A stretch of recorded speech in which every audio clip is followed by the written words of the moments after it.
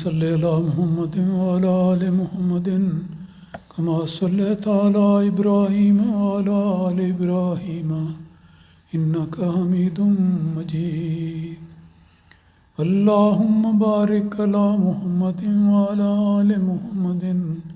کما بارکت علی ابراہیم وعلی آل ابراہیم انک حمید مجید۔ اللہ تعالیٰ کے فضل سے آج کل ہم رمضان المبارک کے بابرکت مہینے سے گزر رہے ہیں۔ یہ مہینہ بے شمار برکتوں کو اپنے ساتھ لے کر آتا ہے۔ اللہ تعالیٰ نے قرآن مجید میں اس کی برکات کا ذکر فرمایا۔ رسول پاک صلی اللہ علیہ وسلم نے بھی اپنی متعدد احادیث مبارکہ میں رمضان المبارک کا ذکر فرمایا اور ان برکتوں کی نشاندہی بھی فرمائی جو اس سے وابستہ ہیں، ان برکتوں کے حاصل کرنے کے ذریعے بھی ہمیں بتائے۔ تو سب سے پہلی بات تو یہ کہ رمضان المبارک میں داخل ہونے کے بعد اس مہینے کی عظمت، اس کی اہمیت، اس کی افادیت اور اس کی برکت کو حاصل کرنے کے بارے میں ایک لگن اور شوق ہمارے دل میں پیدا ہونا چاہیے۔ یوں ہی نہیں سمجھنا چاہیے کہ دن طلوع ہوا اور غروب ہو جائے گا، مہینہ آیا اور گزر جائے گا۔ یہ ایک بابرکت مہینہ ہے جس کو قرآن مجید میں اللہ تعالیٰ نے سید الشہور قرار دیا ہے کہ یہ سب مہینوں کا سردار ہے۔ سال میں 12 مہینے ہیں، باقی مہینے جو سارے ہیں وہ بھی برکتوں والے ہیں، ہر دن برکت والا ہے جو اللہ تعالیٰ کی تائید و نصرت سے آتا ہے۔ لیکن رمضان المبارک کے بارے میں یہ فرمانا کہ یہ سید الشہور ہے، یہ بتاتا ہے کہ ہر مومن کو رمضان المبارک میں داخل ہونے کے بعد اس مہینے کی عظمت اور بلندی اور افادیت کو مد نظر رکھتے ہوئے اپنی ذمہ داریوں کی طرف زیادہ توجہ کرنی چاہیے۔ تو اس مقصد کے پیش نظر میں چند باتیں قرآن مجید کے حوالے سے اور نبی اکرم صلی اللہ علیہ وسلم کے ارشادات کے حوالے سے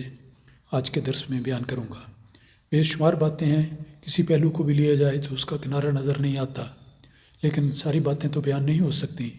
جو باتیں سامنے آئیں گی وہ میں انشاءاللہ آپ کی خدمت میں پیش کرتا رہوں گا۔ اس کے بارے میں ایک میں ذکر کر چکا ہوں کہ سید الشہور اس کو قرار دیا گیا رسول پاک صلی اللہ علیہ وسلم کو کے الفاظ میں اس مہینے کو، اور قرآن مجید نے اللہ اس بارے میں فرمایا کہ شہر رمضان الذی انزل فیہ القرآن، کہ یہ وہ بابرکت مہینہ ہے جس کے بارے میں، جس کے متعلق یا جس میں قرآن مجید کا نزول ہوا یا نزول شروع ہوا۔ تو اس کا تعلق بہت زیادہ روحانیت کے مضامین سے ہے، اور اس میں جو چند ایک پہلو آج کے درس میں بیان کرنے ہیں وہ اس طرح پر ہیں کہ رسول پاک صلی اللہ علیہ وسلم نے فرمایا کہ استقبال اس مہینے کا کس طرح کرنا چاہیے۔ کل کے درس میں یہ بات گزر چکی ہے، آپ نے فرمایا کہ جب تم ہلال دیکھو، رمضان کا نیا چاند دیکھو، تو چاند کی طرف رخ کر کے ہاتھ اٹھا کے اللہ تعالیٰ کی طرف سے دعا کرو، اور اللہ تعالیٰ کو مخاطب کرتے ہوئے اپنے لیے بھی اور چاند کے لیے بھی دعا کرو، ربی و ربک اللہ، کہ اے نیا مہینہ، نیا چاند، تو بھی میرے خدا کی اذن سے ہے اور میرے رب کی طرف سے ہے، اور میں بھی اسی اصول پر قائم ہوں۔ تو اس لحاظ سے ہلال کو کس طرح دیکھنا چاہیے اور اس کی اہمیت کیا ہے، ایک حدیث میں آتا ہے کہ رسول پاک صلی اللہ علیہ وسلم نے ارشاد فرمایا کہ اے لوگو، جب تم نیا چاند دیکھو تو روزے رکھو، یعنی اس سے مراد رمضان کی بات ہو رہی ہے کہ جب رمضان کا نیا چاند دیکھو، رمضان کا مہینہ شروع ہو جائے تو روزے رکھو، اور جب تم اسے دیکھو، یعنی دیکھو کہ وہ رمضان ختم ہو گیا تو روزے رکھنے تم چھوڑ دو، اور مراد یہ بھی ہے کہ اس کے بعد جب شوال کا مہینہ آ جائے تو روزے پھر چھوڑ دو۔ اگر بادل، آگے ایک مسئلہ بیان کیا گیا ہے کہ اگر بادل وغیرہ کی وجہ سے تمہیں چاند کسی موقع پر شام کے وقت نظر نہیں آتا تو 30 دن روزے پورے کرو۔ مراد یہ ہے کہ جب ابتدا ہے، جب تک چاند نظر نہیں آتا یا اس کی مصدقہ اطلاع کسی جگہ سے نہیں مل جاتی اس وقت تک نہیں، لیکن جب یہ اطلاع آ جائے اور دیکھ لو یا بتا دیا جائے کہ چاند کی رویت ہو گئی ہے تو پھر چاند روزے رکھنے شروع کرو،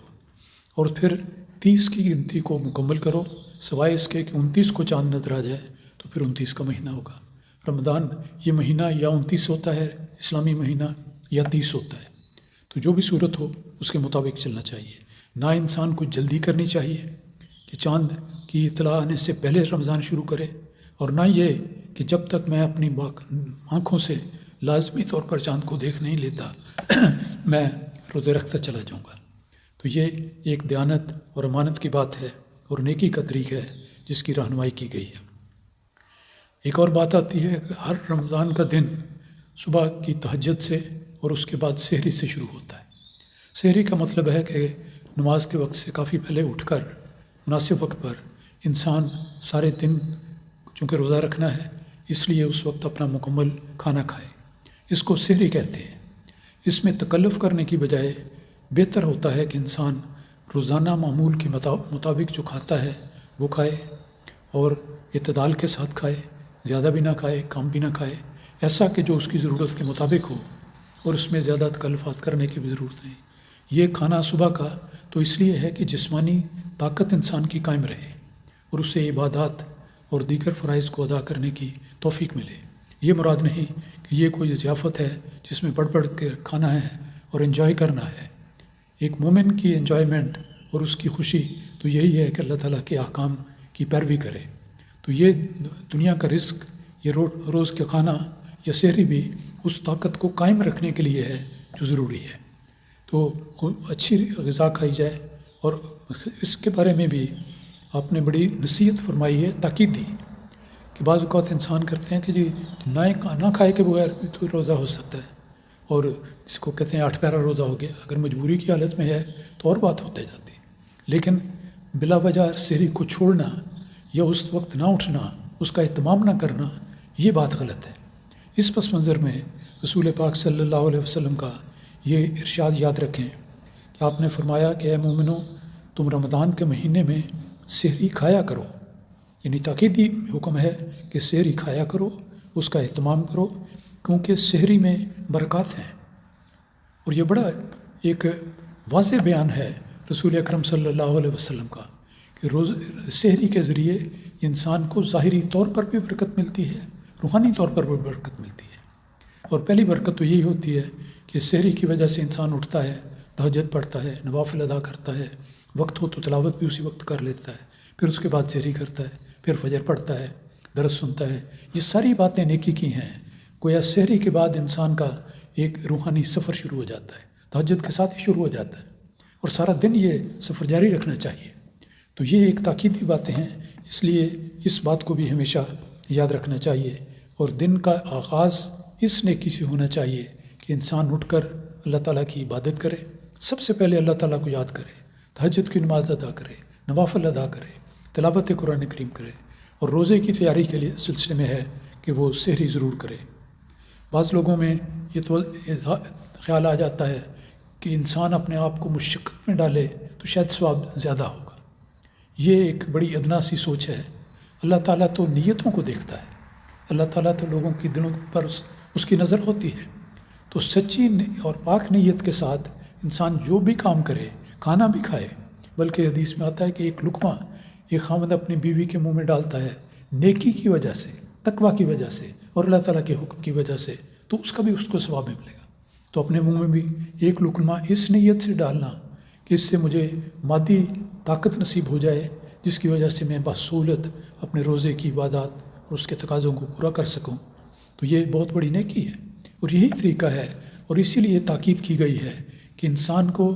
غیر ضروری اور مصنوعی قسم کے انداز میں نہ سوچنا چاہیے اور نہ ہی کوئی عمل کرنا چاہیے۔ تو رمضان کے حوالے سے یہ ایک بات بھی بڑی ضروری ہے۔ اور رسول پاک صلی اللہ علیہ وسلم کے الفاظ کا میں پھر ذکر کر دیتا ہوں کہ تم سحری کھایا کرو۔ سحری کے متعلق پھر آتا ہے، یہ تو پہلے صبح کی سحری کا ذکر ہو رہا تھا، اسی سلسلے میں آپ نے فرمایا کہ سحری کھایا کرو کیونکہ سحری کھانے میں برکت ہے۔ پھر ایک اور بات بھی اس جگہ ذکر کرنے کے قابل ہے کہ جیسے میں نے ذکر کیا کہ شک و شبہ اور وسوسے انسان کو چھوڑ دینے چاہیے۔ سیدھا سادہ ایمان کا طریق، مومنانہ انداز انسان کو اختیار کرنا چاہیے۔ بعض لوگ کہتے ہیں افطار کے وقت میں بھی کہ چلیں وہ دیکھتے ہیں کہ سورج ڈوبا ہے کہ نہیں ڈوبا، اپنی نظر سے دیکھنی ہے، دوسروں سے پوچھنے ہیں، کھلا میدان ہے، نہیں نظر آتا تو کس طرح کریں، گھڑیاں دیکھتے ہیں۔ سیدھی سیدھی بات ہے کہ جو ایک معروف انداز ہے کہ جب سورج غروب ہونے کا وقت ہو گیا تو اس کے بعد پھر مزید انتظار کرنا درست نہیں، شک میں نہیں پڑنا چاہیے، بلکہ سیدھے انداز میں دیانتداری کے ساتھ اس فریضے کو مکمل کرنا چاہیے۔ تو رمضان کے حوالے سے بہت سارے مسائل ہیں، بہت سارے امور ہیں جن کو ظاہری طور پر بھی اپنانا چاہیے، جو ہدایت احادیث میں آتی ہیں، اور اس لحاظ سے بھی اپنانا چاہیے کہ ہمارا ارادہ اور نیت ایسی ہو کہ ہم نے اپنے مولا کو خوش کرنا ہے۔ اللہ تعالی ہم سب کو اس بات کی توفیق عطا فرمائے۔